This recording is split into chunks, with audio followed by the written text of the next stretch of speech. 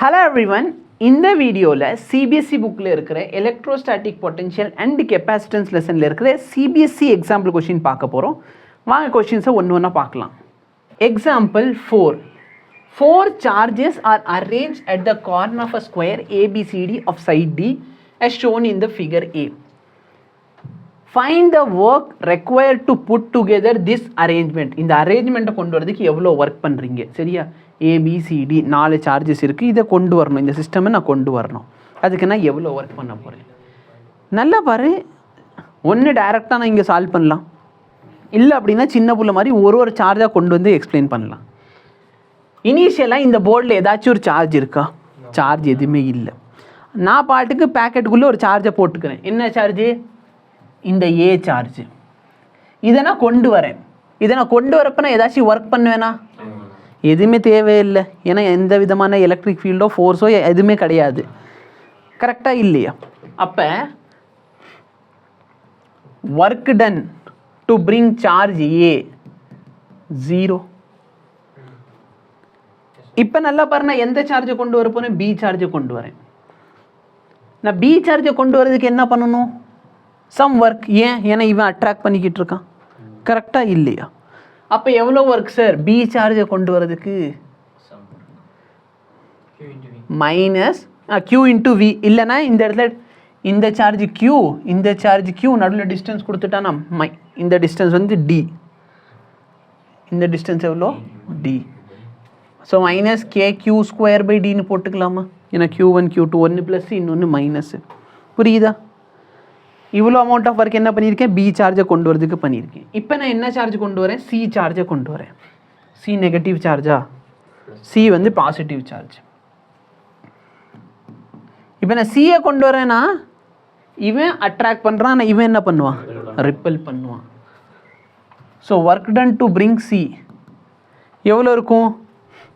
நான் இவனை எதிர்த்து கொண்டு வரணும், இவனை எதிர்த்து கொண்டு வரணும். கரெக்டாக இல்லையா? அப்போ நல்லா பாரு, இவனுக்கு சொல்லு, சரி இவனுக்கு சொல்லு. இது ஒரு ஸ்கொயர்னு சொன்னால் இந்த டிஸ்டன்ஸ் டி மைனஸ் KQ²/D. இப்போ இவனுக்கு சொல்லு KQ²/√2D. ஏன்னா இந்த டிஸ்டன்ஸ் டி, இந்த டிஸ்டன்ஸ் டி, இது பைத்தகரஸ் அப்ளை பண்ணால் √2D. இப்போ நான் எந்த சார்ஜை கொண்டு வர போகிறேன்? டி சார்ஜை கொண்டு வர போகிறேன். இப்போ நான் டி சார்ஜை கொண்டு வரேன்னு சொன்னால் யார் சார் எதிர்ப்பா? அதாவது என்னென்ன ஃபோர்ஸ்? இவன் அட்ராக்ட் பண்ணிக்கிட்டு இருப்பான், அவன் ரிப்பல் பண்ணிக்கிட்டு இருப்பான், இவன் அட்ராக்ட் பண்ணிக்கிட்டு இருப்பான். ஸோ எல்லாத்தையும் எதிர்த்து நான் ஒரு ஒர்க் பண்ணுவேன். கரெக்டாக இல்லையா? புரியுதா? இவனுக்கு என்ன?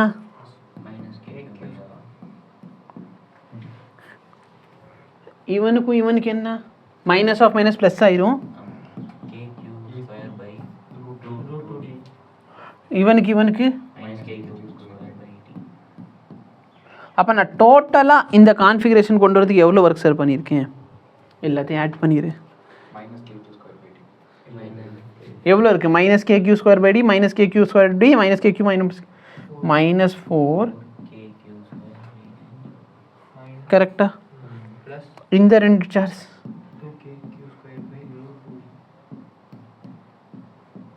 இதை சிம்பிளிஃபை பண்ணால் இதை √2 மேலே போட்டுக்கலாமா?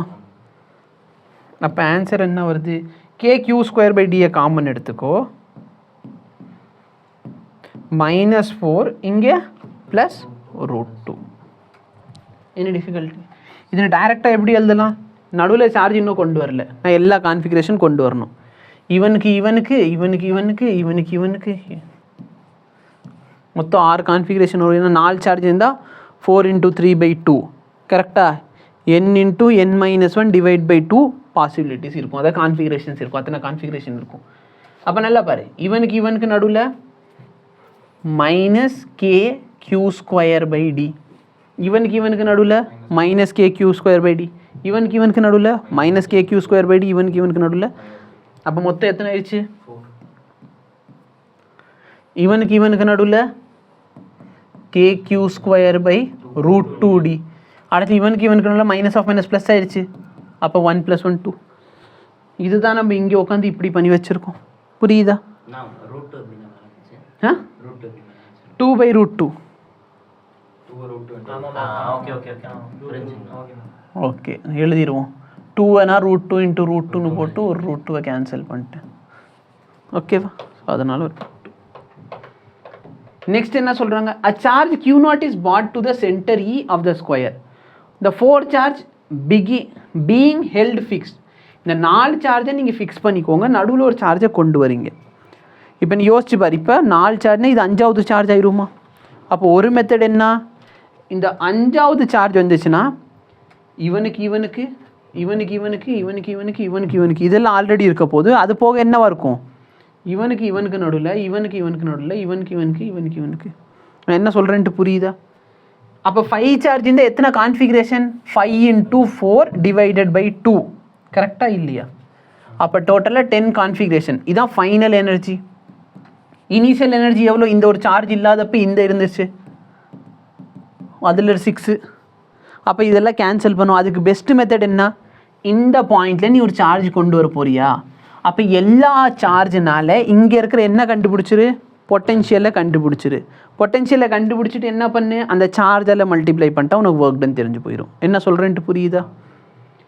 அப்போது இந்த +q சார்ஜ்னால இங்கே இருக்கிற பொட்டென்ஷியல் எவ்வளோ, k சார்ஜ் q, இந்த டிஸ்டன்ஸை சம் x, இதோட டிஸ்டன்ஸ் எவ்வளோங்கிறத நான் லேட்டரான நம்ம கால்குலேட் பண்ணிக்கலாம். பட் இதோட டிஸ்டன்ஸ் சம் xன்னு வச்சுக்கோ. இந்த சார்ஜ்னால இங்கே பொட்டென்ஷியல் எவ்வளோ, kq/x. இந்த சார்ஜ்னால +kq/x. இந்த சார்ஜ்னால மொத்தம் என்ன ஆயிடுச்சு, பொட்டென்ஷியல் டிஃப்ரென்ஸ் 0. அப்போ ஒர்க் டன் என்ன sir, potential difference into charge 0 × q0. அப்போ நான் இந்த 5வது சார்ஜை கொண்டு வரதுக்கு எந்த விதமான ஒர்க்கும் பண்ண தேவையில்லை. ஏன் அப்படின்னா, நான் இதை கொண்டு வரதுக்கு இவங்க எந்த அளவுக்கு வந்து அவனை அட்ராக்ட் பண்ணுறாங்களோ இவங்க அந்த அளவுக்கு எதிர்ப்பாங்க. அப்போ ஆட்டோமேட்டிக்லி அது என்ன ஆயிரும், 0 ஆகிட்டு வந்துடும். புரியுதா? இல்லை அப்படின்னா நீ உட்காந்து எப்படி கண்டுபிடிக்கணும்னா, இது 1 2 3 4 5. அப்போ இனிஷியலாக இந்த சார்ஜ் வர்றதுக்கு முன்னாடி என்னென்ன ஃபோர்ஸஸ் இருந்துச்சுன்னு கேட்டாங்கன்னா, இனிஷியலில் வந்து 1 2, சரியா, 1 3 1 4, அடுத்து 2 3 2 4, அடுத்து 3 4. இதான் இனிஷியலாக இருந்த சார்ஜஸ். இவன் வந்ததுக்கப்புறம் என்ன ஆகுது, ஃபைனலாக 1 2 1 3 1 4 2 3 2 4 3 4, அது போக 1 5 2 5 3 5 4 5. அப்போ நம்ம டிஃப்ரென்ஸ் கண்டுபிடிக்கிறப்ப இந்த 6 டேர்மும் இந்த 6 டேர்ம் என்ன ஆயிரும், கேன்சல் அவுட் ஆயிரும். மிச்சம் இருக்கிறது இந்த 4 டேர்ம், அந்த 4 டேர்மை தான் நம்ம இங்கே எழுதி வச்சுருக்கோம். 1க்கு 5க்கு 2க்கு 5க்கு 3க்கு 5க்கு 4க்கு 5க்கு. புரியுதா? ஸோ இதுதான் இதுக்கான சொல்யூஷன். புரிஞ்சிருச்சா? ஸோ எவ்வளோ எக்ஸ்ட்ரா ஒர்க் பண்ணணும் அந்த சார்ஜை கொண்டு வரதுக்கு, 0 ஒர்க் பண்ணணும். தேங்க்யூ.